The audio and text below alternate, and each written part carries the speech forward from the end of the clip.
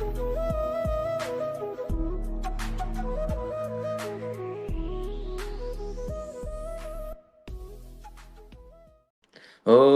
നമോ ഭഗവതേ വാസുദേവായ. ഓം നമോ ഭഗവതേ വാസുദേവായ. ഹരേ കൃഷ്ണ, ഡിയർ ഡിവോട്ടീസ്. അപ്പോൾ ഇന്നത്തെ എൻ്റെ ദൗത്യം എന്ന് പറയുന്നത് നാമജപത്തെക്കുറിച്ച് ഉള്ള മഹാത്മ്യം പറയുക എന്നുള്ളതാണ് 15 മിനിറ്റിൽ. ഓക്കെ, അപ്പം നാമജപം, നമ്മൾ ഭഗവാന്റെ തിരുനാമം ഹരേ കൃഷ്ണ മഹാമന്ത്രം മറ്റു മന്ത്രങ്ങളിൽ നിന്ന് എന്തുകൊണ്ടാണ് വേർവിട്ടിരിക്കുന്നത് എന്ന് നമുക്ക് മനസ്സിലാക്കാം. അപ്പം ചൈതന്യ മഹാപ്രഭു ശിക്ഷാഷ്ടകത്തില് പറയുന്നു, ചേതോദപണമാർജനം ഭവമഹാ ദാവാഗ്നിനേവാപണം ശ്രേയാ കൈടവ ചന്ദ്രികാ വിതരണം വിദ്യാവധോ ജീവനം ആനന്ദാംബുധിവർദ്ധനം പ്രതിപദം പൂർണാമൃതാസ്വാദനം സർവാത്മാസ്നപനം പരം വിജയതേ ശ്രീകൃഷ്ണ സങ്കീർത്തനം എന്ന് പറയുന്നു. അപ്പോൾ ഭഗവാന്റെ തിരുനാമം എന്ന് പറയുന്നത് നമ്മുടെ മനസ്സ് ഒരു കണ്ണാടി പോലെയാണ്. അപ്പോൾ ഈ കണ്ണാടിയിൽ ഒരുപാട് പൊടിപടലങ്ങളെല്ലാം പിടിച്ചു നിൽക്കുകയാണ്. എങ്ങനെയാണോ നമ്മൾ ജന്മാന്തരങ്ങളിൽ ചെയ്തിട്ടുള്ള കർമ്മത്തിന്റെ ഫലമായിട്ട് ആ കണ്ടാമിനേറ്റ് ആയിരിക്കുന്നത്, അത് ഭഗവാന്റെ തിരുനാമ ജപത്തിലൂടെ നമുക്ക് അതിനെ കംപ്ലീറ്റ് ക്ലീൻ ചെയ്യാനായിട്ട് നമുക്ക് കഴിയും. അത് നമ്മളെല്ലാവരും തന്നെ ഈ ഭൗതിക ലോകത്തിൽ ജനിക്കുകയുണ്ടായി. അത് കഴിഞ്ഞതിന് ശേഷം നമ്മളെല്ലാവരും എന്ത് ചെയ്യുന്നു, ത്രിവിധ ക്ലേശങ്ങളിൽ ക്ലേശങ്ങളിലാണ് അനുഭവിച്ചുകൊണ്ടിരിക്കുകയാണ്. ഈ ഭൗതിക ലോകം എന്ന് പറയുന്നത് നമുക്കറിയാം എന്താണ്, ഇത് ദുഃഖാലയം അശാശ്വതം ആണ്, അല്ലേ? ദുഃഖാലയം എന്ന് പറഞ്ഞിട്ടുണ്ടെങ്കിൽ ദുഃഖങ്ങൾ തരുന്ന ആലയമാണ് ഈ ദുഃഖാലയം എന്ന് പറയുന്നത്.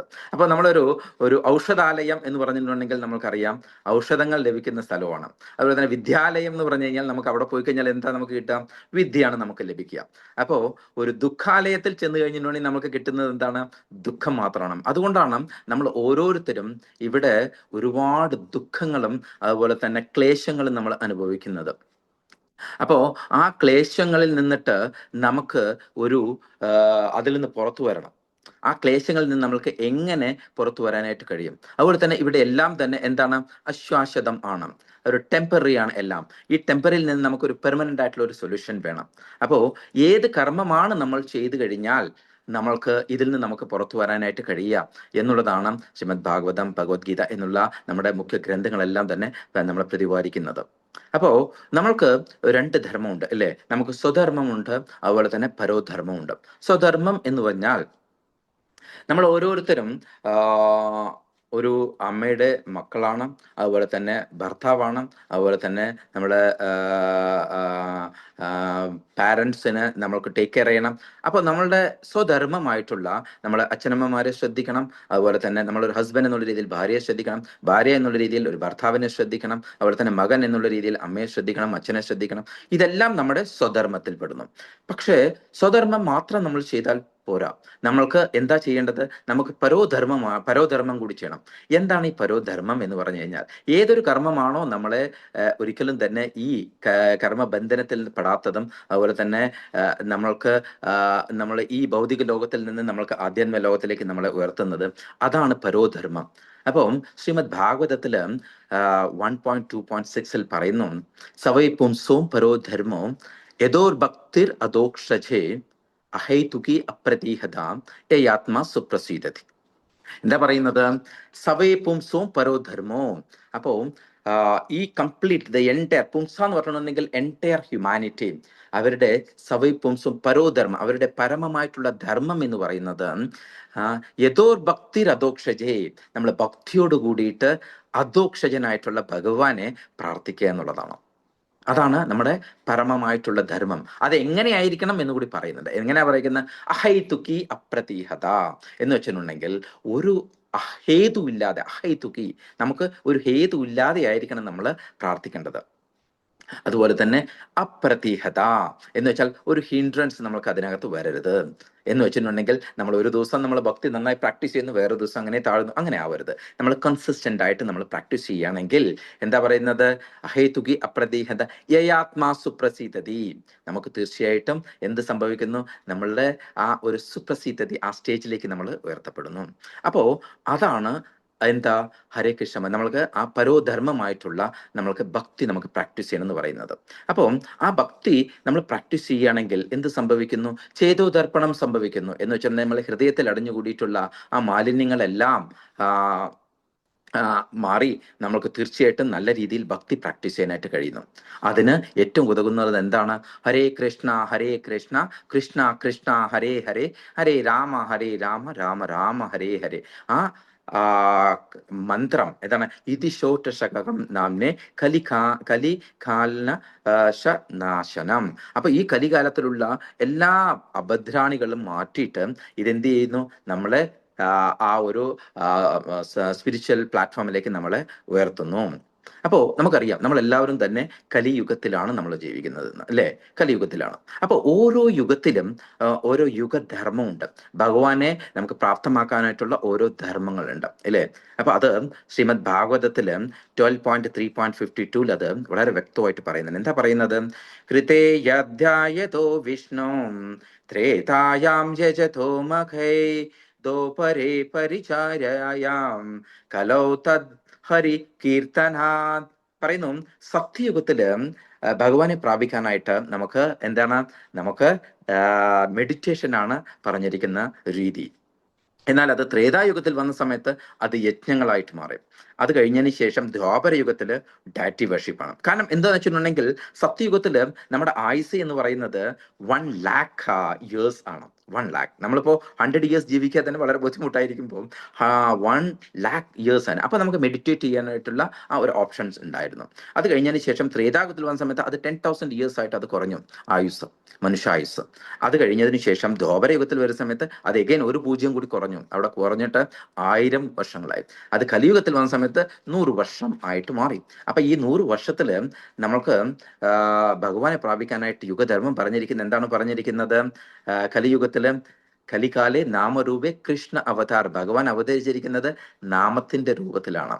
അപ്പോ ആ നാമം നമ്മൾ ജപിക്കുന്നതിലൂടെ തീർച്ചയായിട്ടും നമുക്ക് ഭഗവാനെ പ്രാപ്തമാക്കാനായിട്ട് കഴിയും.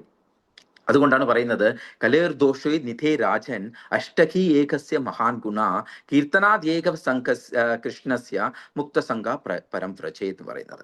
അപ്പോൾ ഈ കലിയുഗത്തിൽ ഒരുപാട് ദോഷങ്ങളുണ്ട്.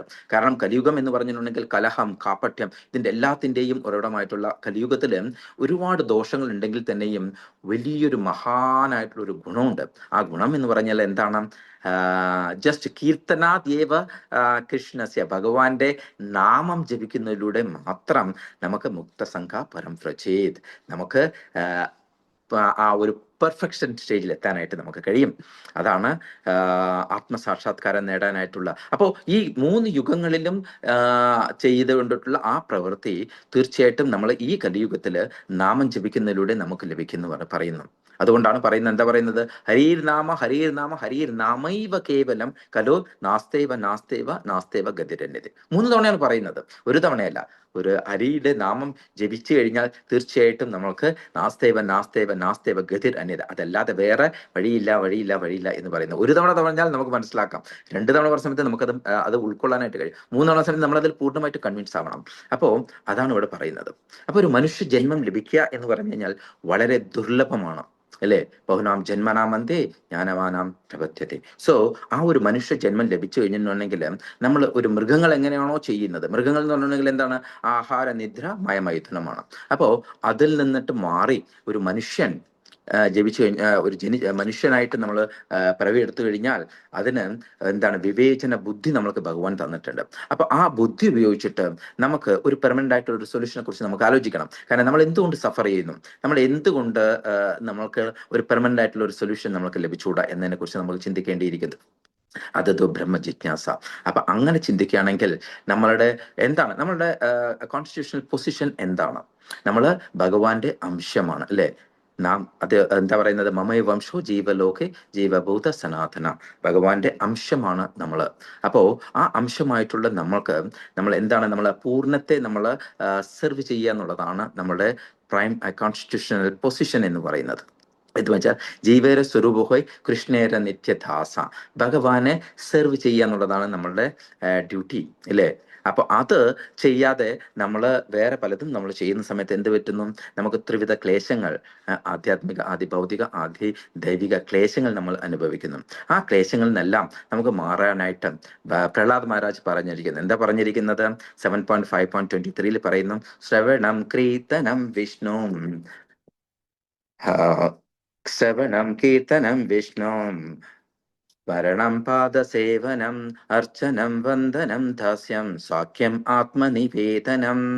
പറഞ്ഞിരിക്കുന്നത് ഭക്തിയുത സേവനം ചെയ്യുന്നതിലൂടെ നമുക്ക് തീർച്ചയായിട്ടും നമുക്ക് ഈ ഒരു ഭൗതിക ലോകത്തിൽ നിന്നിട്ട് മാറി നമുക്ക് ആധ്യാത്മിക ലോകത്തിലേക്ക് ഉയർത്താനായിട്ടുള്ള സാഹചര്യം ഉണ്ട് എന്നാണ് പറയുന്നത്.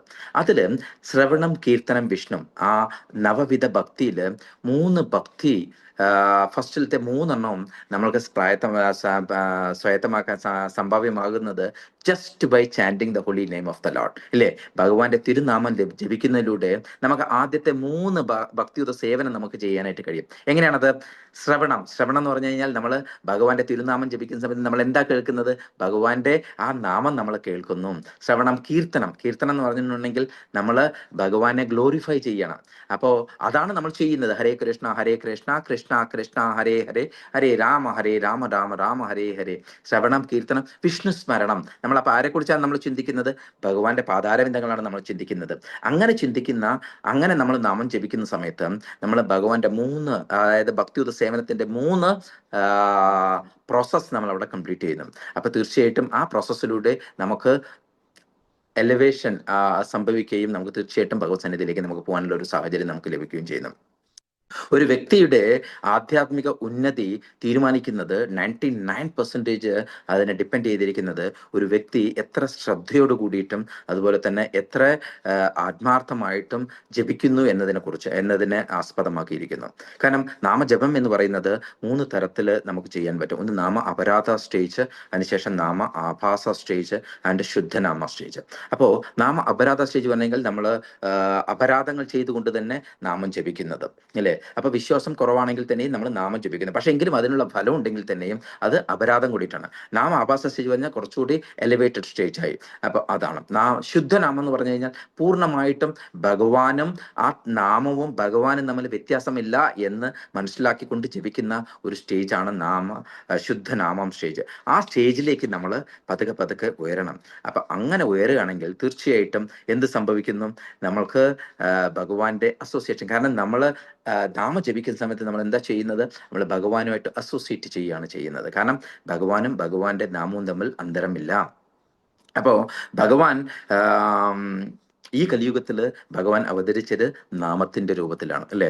അപ്പൊ ആ നാമം എന്താണ്? ഹരേ കൃഷ്ണ കൃഷ്ണ കൃഷ്ണ ഹരേ ഹരേ, ഹരേ രാമ രാമ രാമ ഹരേ ഹരേ. ഇതില് നമ്മൾ നോക്കിക്കഴിഞ്ഞാൽ മനസ്സിലാക്കാനായിട്ട് കഴിയും, 8 തവണ നമ്മൾ ഹരേ എന്നും നമ്മൾ 4 തവണ രാമ എന്നും 4 തവണ കൃഷ്ണ എന്നാണ് പറയുന്നത്. അപ്പോ ഓരോ വാക്കുകളും എത്രമാത്രം ഇമ്പോർട്ടൻ്റ് ആണ് എന്ന് മനസ്സിലാക്കണം. ഹരേ എന്ന് പറഞ്ഞു കഴിഞ്ഞാൽ ഭഗവാന്റെ ഇന്റേണൽ പൊട്ടൻസി ആയിട്ടുള്ള രാധാറാണിയാണ്. രാമ കൃഷ്ണ എന്ന് പറഞ്ഞാൽ ഭഗവാൻ സ്വയമാണ്. അപ്പോ അത് ഏത് ഭാവത്തിൽ ജപിക്കണം എന്നും ശിഷ്ടാഷ്ടത്തിൽ പറയുന്നത് എന്താണ്? ത്രിനാഥപി സുനിച്ചേന തരോരപി സഹിഷ്ണുന അമാനിന മാനധേന കീർത്തനീയ സദാഹരി. അപ്പോ ആ ഒരു ഭാവത്തിൽ എന്ന് വെച്ചാൽ ത്രിനാഥപി, ഒരു പുല്ലിനെക്കാളും ഞാൻ താഴ്ന്നവനാണ് എന്നിട്ടുള്ള ഭാവത്തിലും, തരോരപി സഹിഷ്ണുനാം, നമ്മൾ ഒരു മരം എങ്ങനെയാണോ സഹിക്കുന്നത് ആ ഒരു സഹിഷ്ണുന ഭാവത്തിലും, അമാനിന മാനധീന എന്ന് വെച്ചാൽ നമ്മളെ മറ്റുള്ളവർ ബഹുമാനിച്ചില്ലെങ്കിലും നമ്മൾ ബഹുമാനിക്കുന്ന രീതിയിൽ നമ്മൾ ഭക്തിയുത സേവനം ചെയ്യുകയാണെങ്കിൽ തീർച്ചയായിട്ടും കീർത്തനീയ സദാഹരി, നമുക്ക് കണ്ടിന്യൂസ് ആയിട്ട് 16 മാല ജപിക്കുന്നതിനോ അതുപോലെ തന്നെ യാതൊരുവിധ നമ്മൾക്ക് ബുദ്ധിമുട്ടോ ഒന്നും തന്നെ നമുക്ക് ഉണ്ടാവില്ല. അപ്പോൾ നമ്മൾ ചെയ്യേണ്ടത് ഇത്ര മാത്രമാണ്, നമ്മൾ ഈ ഒരു ഭാവത്തിൽ നമ്മൾ ഭക്തിയുത സേവനം പ്രാക്ടീസ് ചെയ്യുകയാണെങ്കിൽ തീർച്ചയായിട്ടും നമുക്ക് എന്ത് ചെയ്യാൻ പറ്റും? ശുദ്ധനാമം നമുക്ക് പ്രാക്ടീസ് ചെയ്യാനായിട്ട് കഴിയും. നമുക്ക് നല്ല രീതിയിൽ ഭക്തിയുത സേവനം ചെയ്യാനായിട്ട് കഴിയും. തിരിച്ച് ഭഗവത് സന്നിധിയിലേക്ക് പോകാൻ കഴിയും. അപ്പൊ അവസാനം ഒരു കഥയിലൂടെ നമുക്ക് ഈ ഒരു നാമജപത്തിന്റെ ഗ്ലോറിഫിക്കേഷൻ നമുക്ക് കൺക്ലൂഡ് ചെയ്യാം. ഒരു വേടൻ കാട്ടില് ഏതൊരു ഭക്തൻ, ഏതൊരു വ്യക്തി അങ്ങോട്ടും ഇങ്ങോട്ടും പാസ് ചെയ്യുകയാണെങ്കിലും അവരിൽ നിന്നിട്ട് എല്ലാം തന്നെ ലൂട്ട് ചെയ്യുക, അതിനുശേഷം അവരെ ഉപദ്രവിക്കുക, അവരെ സാധനങ്ങൾ കിട്ടിയില്ലെങ്കിൽ അവരെ കൊല്ലുക എന്നുള്ള സ്വഭാവമുള്ള ഒരു വ്യക്തി ഉണ്ടായിരുന്നു. അദ്ദേഹത്തിന്റെ പേര് രത്നാകരൻ എന്നായിരുന്നു. അദ്ദേഹം ഒരു ദിവസം നാരദ മഹർഷി ആ വഴി വരുന്ന സമയത്ത് ഇത് തന്നെ ചെയ്യാനായിട്ട് ശ്രമിച്ചപ്പോൾ നാരദ മഹർഷിയുടെ അസോസിയേഷൻ കൊണ്ടും നാരദ മഹർഷിയുടെ വാക്കുകൾ കൊണ്ടും അദ്ദേഹം മാറുകയുണ്ടായി. അദ്ദേഹത്തിൻ്റെ അടുത്ത് നാരദ മഹർഷി പറഞ്ഞത് ഇത്ര മാത്രമേ ഉള്ളൂ. എന്താ പറഞ്ഞത്? രാമനാമം ജപിക്കുക എന്നാണ് പറഞ്ഞത്. രാമനാമം ജപിക്കാനായിട്ടാണ് പറഞ്ഞത്. അങ്ങനെ രാമനാമം ജപിച്ചുകൊണ്ട് മാത്രം അദ്ദേഹം ഒരു ഫസ്റ്റ് ക്ലാസ് സന്യാസി വര്യനായി. അദ്ദേഹം വേറെ ആരുമല്ല, വാൽമീകി മഹർഷിയാണ്. അപ്പോ നാമജപത്തിന്റെ എത്രമാത്രം പ്രാധാന്യമുണ്ട് എന്ന് നമ്മൾ ഓരോരുത്തരും മനസ്സിലാക്കേണ്ടിയിരിക്കുന്നു. അപ്പൊ എല്ലാവരും തന്നെ നല്ല രീതിയിൽ നന്നായിട്ട് അറ്റൻറ്റീവായിട്ടും അതുപോലെ തന്നെ ആത്മാർത്ഥമായിട്ടും നമ്മൾ നാമം ജപിക്കുന്നതിലൂടെ നമുക്ക് ഈ ഒരു ലൈഫ് ടൈമിൽ തന്നെ തിരിച്ച് ഭഗവത് സന്നിധിയിലേക്ക് പോകാനായിട്ടുള്ള എല്ലാ അവസരങ്ങളും എല്ലാവർക്കും നൽകട്ടെ എന്ന് പ്രാർത്ഥിച്ചുകൊണ്ട് ഞാൻ നിർത്തുന്നു. ഹരേ കൃഷ്ണ ഹരേ കൃഷ്ണ കൃഷ്ണ കൃഷ്ണ ഹരേ ഹരേ, ഹരേ രാമ രാമ രാമ ഹരേ ഹരേ. जय श्रील प्रभुपाद, जय श्रील गुरुदेव।